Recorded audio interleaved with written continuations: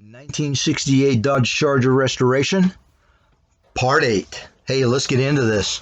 Okay, in this video, we are going to be mocking up, trimming, fitting, aligning, prepping the lower valance panel and then the taillight panel. And here we are clamping the lower valance into place.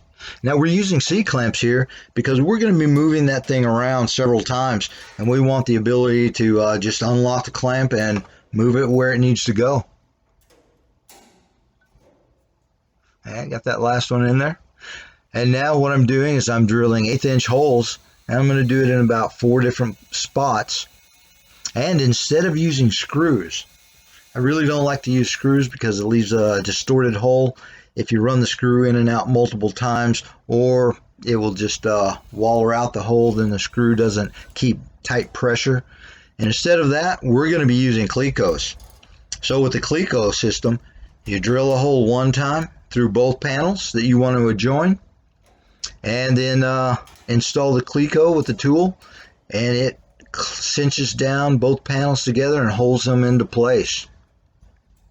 Really nice system of cinching 2 panels together. And now we've got those installed, and tracing out with our soapstone the flange. And the reason we're doing that, when the pieces come apart, now we know exactly where to remove the EDP coat, and we can be really accurate instead of just doing a blanket sand of the whole area. Okay, now with the lower valance Clecoed into place, we're moving on to the taillight panel. And we're just repeating the process again. Doing the rough mock-up with the C-clamps.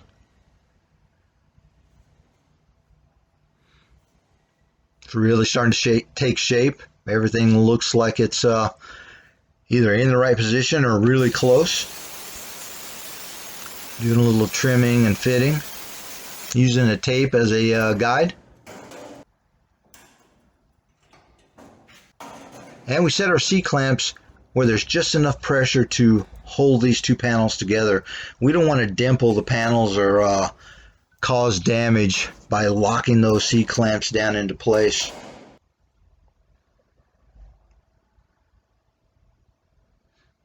And there's a shot of progress.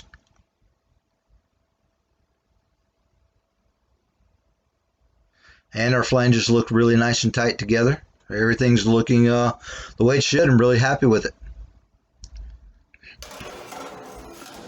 Okay, so we've got those 2 pieces. Now we're moving on to the bracket that goes between the trunk pan and the lower valance and taillight panel. And we are drilling holes in these because we're going to plug weld that. We're not going to weld it on the outside of the edge.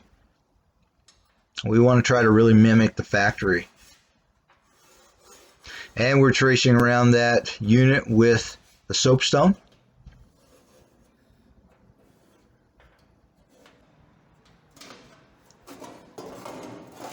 And that's going to allow us to be really accurate with where we remove the EDP coat. And like I said, now we don't have to do a blanket sanding of the whole area. We want to leave as much EDP coat on as possible to give us the maximum protection against corrosion. And we're just feathering that out and blending that in with some 220 on a little mini DA. We got that thing back into place. Everything looks nice and tight. And we're going to come back with a little bit of weld-through primer. Okay, so now I'm going to do a step that really pays off huge on the final. And that is removing any damage now. And you can see where I have the pointed with the soapstone. Now those are little dents and dings that just comes naturally from shipping and probably at the manufacturing plant. So we're gonna uncleco that panel, and we have access to the front and back side. Now here's a shot. When it comes into the light, you can see the little ding and imperfection clearly now. So instead of going through the whole body working process using sandpapers, body fillers, primers, that's extra cost, plus it's extra labor. So we're going to address this right now, and the way we're going to do it, now this is the back side, run a little 320 on a block over the area, and the high spot is going to be revealed. It's going to be sanded off first. And now, once we've found that, we can start working that area. And we use a backing bar. And we're just going to tap the high spot down. And you'll notice we use magic marker. Okay, what that does, well, that takes the place of using any type of spray paint on this area. So spray paint is going to make a big mess. It's not going to be really accurate. With a magic marker, I mean, it dries really quickly. We can put it exactly where we want it, get on that thing, get it done. And then when it's all said and done, just use a little bit of reducer, wipe that magic marker off. That way there's not going to be any kind of adhesion problems with primers or anything like that. Just really speeds up the process.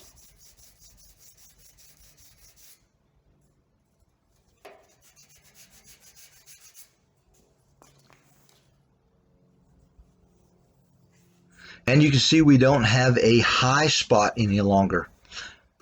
And flipping it over, you can see that we've about got that thing licked. And a little bit of sandpaper will reveal no low spot or high spot. Now it doesn't have to be absolutely perfect, because the primer that we're going to be applying later will take care of any minor imperfections. And what we're doing here is making a little guide tool on a 2-inch center. So I just punched some holes on a 2-inch center, and now we can go along this tail light panel and mark some accurate holes, and that will give us a really nice consistent weld pattern, or plug weld pattern. And we're just making up a little fixture here so we can efficiently install holes that we're going to be plug welding through on this taillight panel.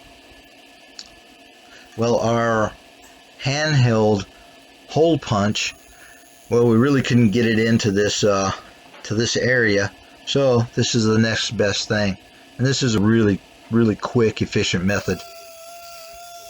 And here we are prepping that area after we've installed the holes.